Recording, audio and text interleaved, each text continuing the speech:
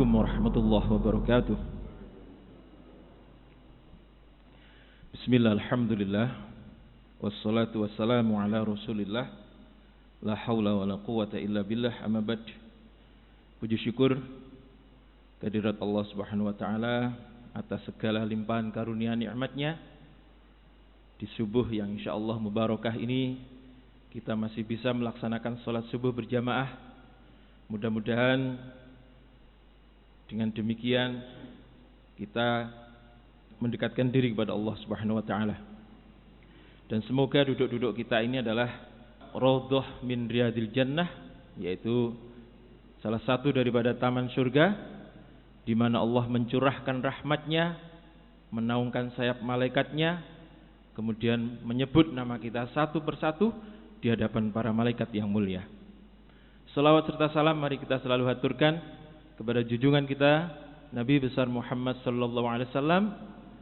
Kita bersolawat ketika nama beliau disebut dan sekaligus mempelajari kisah-kisah beliau bersama para sahabat untuk mendapatkan tauladan-tauladannya, sehingga kita bersemangat untuk melaksanakan sunnah-sunnah beliau. Dengan demikian mudah-mudahan kita nanti mendapatkan syafaat beliau hingga yaumul akhir dan bersama beliau menuju ke surganya Allah Subhanahu wa taala. Saya buka pada pertemuan kali ini dengan bacaan surat Al-Ahzab ayat 21 kalau enggak salah. Bismillahirrahmanirrahim. Laqad kana lakum fi Rasulillahi uswatun hasanah liman kana yarjullaha wal yawmal akhirah wa dzakarallaha katsira. Para jamaah rahimakumullah, sekali lagi bahwa laqad kana lakum fi Rasulillahi uswatun hasanah itu adalah salah satu ayat yang turun ketika perang Ahzab yang menjelaskan kepada kita semua bahwa Nabi kita Muhammad sallallahu alaihi wasallam adalah manusia teladan sepanjang masa. Jadi ayat ini turun pada perang Khandaq. Kenapa demikian? Sebab di saat itulah turun ujian yang dahsyat. Rasa lapar, kemudian rasa khawatir, tertekan, campur aduk menjadi satu. Dan di saat itulah kemudian Nabi menunjukkan keteladanannya yang sangat luar biasa.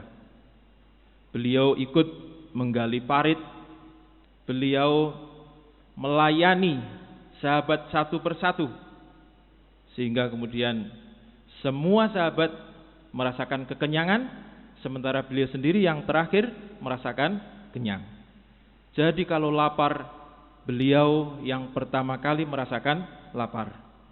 Namun jika kenyang, beliau yang paling terakhir merasakan kekenyangan itu.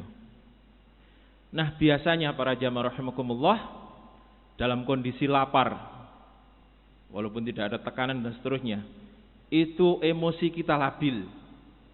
Roto-roto. Lapar itu hawani pengen ngamuk. Kesinggol didik pengen ngamuk. Itu kalau tidak sedang puasa. Kalau puasa ada kendalinya, oh saya sedang puasa. Tetapi kalau lapar biasa, itu hawane pengen ngamuk. Begitu lapar buka magic jar kosong, ini rasanya kudu ngamuk isan. Itulah manusia. Jadi dengan ketidaknyamanan, tekanan, rasa lapar, ketakutan dan lain-lain itu, kemudian kita diuji. Iki apik temenan, napa ketokane apik. Maka kalau Bapak dan Ibu saudara sekalian mendengar ada orang begini, aku lek diapiki ya apik, nek dieleki ya bales elek. Nah itu berarti belum baik. Orang baik itu diapiki-apik, dieleki tetep apik. Nah itu baru baik. Nek aku lek diapiki-apik itu akeh tunggali. Jadi kalau jenengan misalnya ingin membuktikan air itu kelihatannya bening, dalam botol itu bening. Tetapi kalau jenengan ingin membuktikan bahwa air itu benar-benar bening, maka silakan dikocok. Kalau setelah dikocok itu bening, berarti air ini benar-benar bening. Tetapi kalau setelah dikocok kok budak, nah berarti air ini budak, cuma kelihatannya bening. Nah, kira-kira ngoten. Nah, para jamaah rahimakumullah, kita lanjutkan pembahasan perang Ahzab.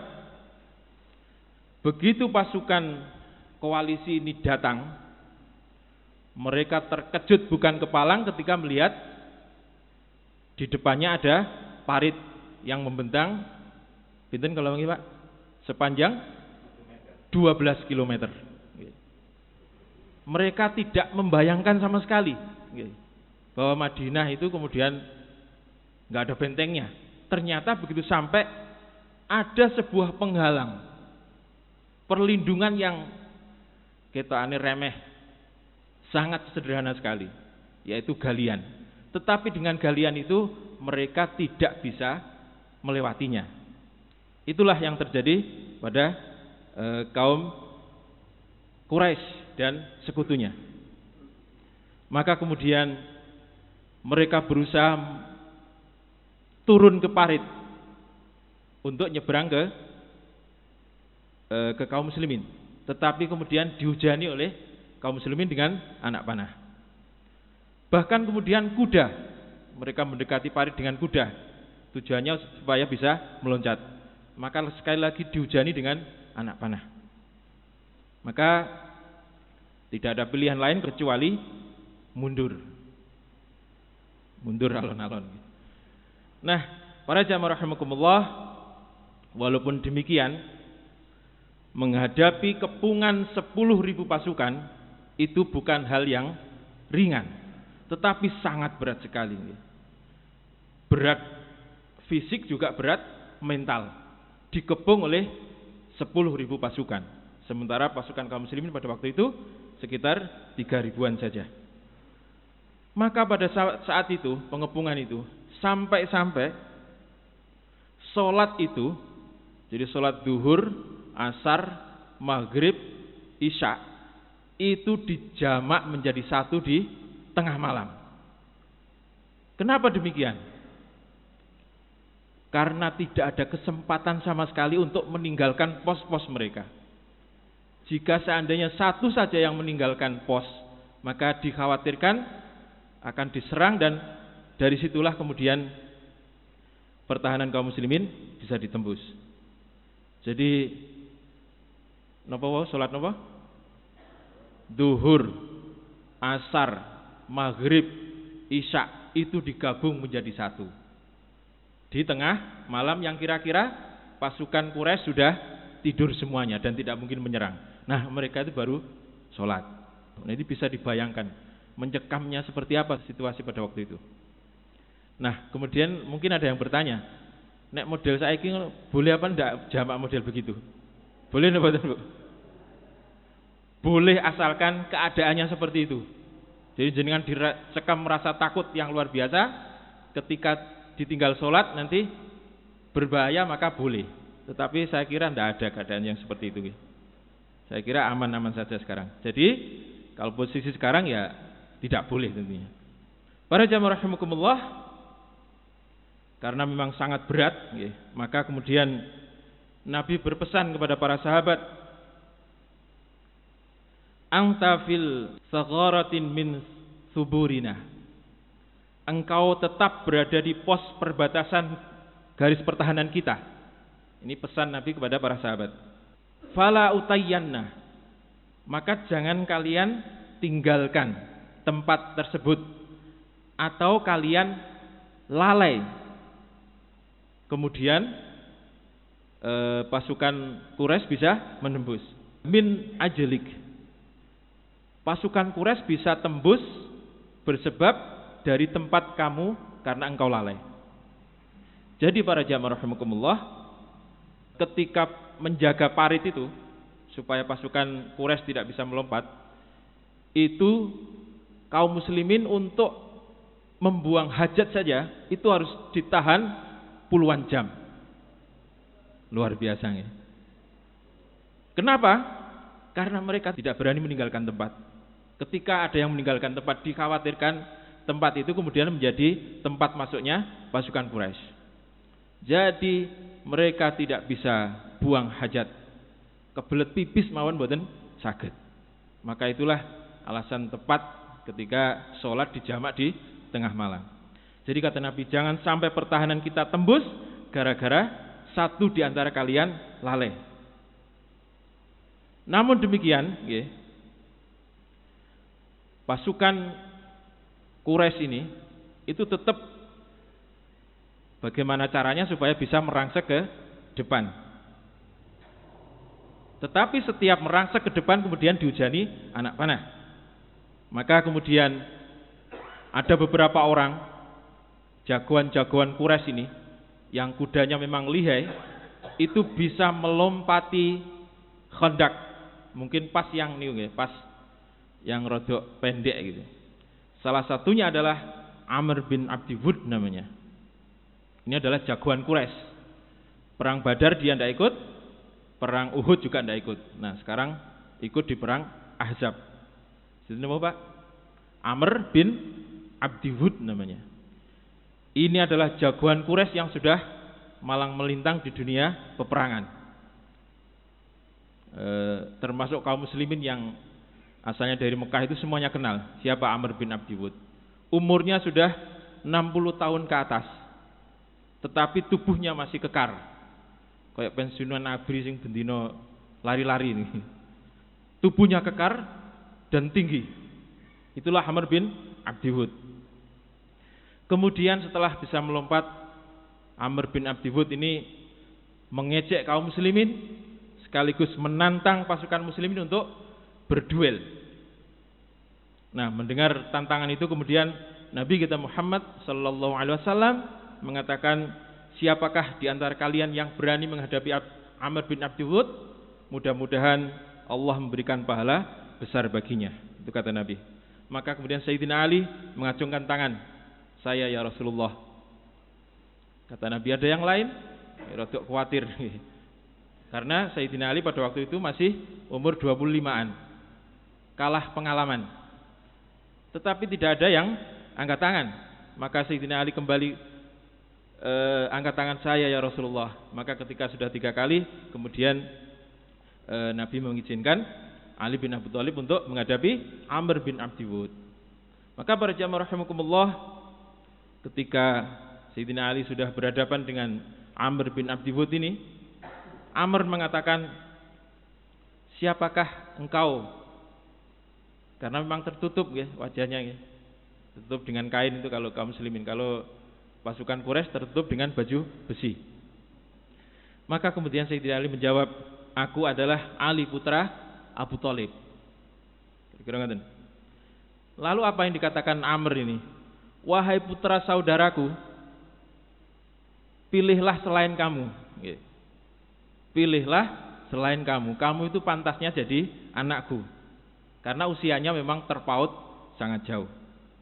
Yaitu 25 tahun dan 60-an, mendekati 70. Carilah orang lain yang lebih hebat, lebih perkasa, jangan kamu. Sebab postur Sayyidina Ali itu walaupun kekar tetapi agak pendek. Sementara Amr bin Abdi Wud ini orangnya tinggi dan kekar. Kata sinten wau Amr bin Abdi Wud, kau itu pantasnya jadi anakku saja, cari yang lain. Enggak tega aku bunuh kamu itu kira-kira ngoten.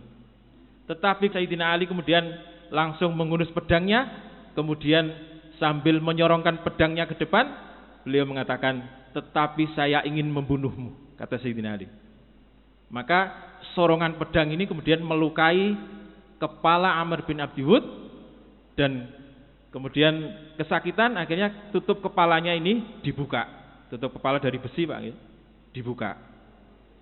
Begitu tutup kepala dibuka, kemudian Sayyidina Ali melompat dan langsung menebas lehernya.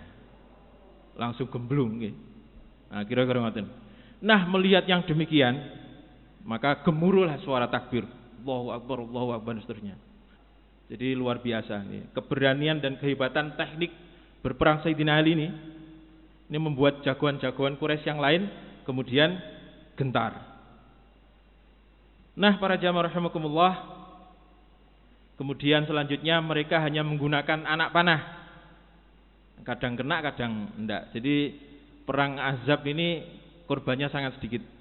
Kalau tidak salah di pihak kaum Quraisy itu 10 orang, sementara di pihak kaum muslimin ada 6 orang kalau tidak salah.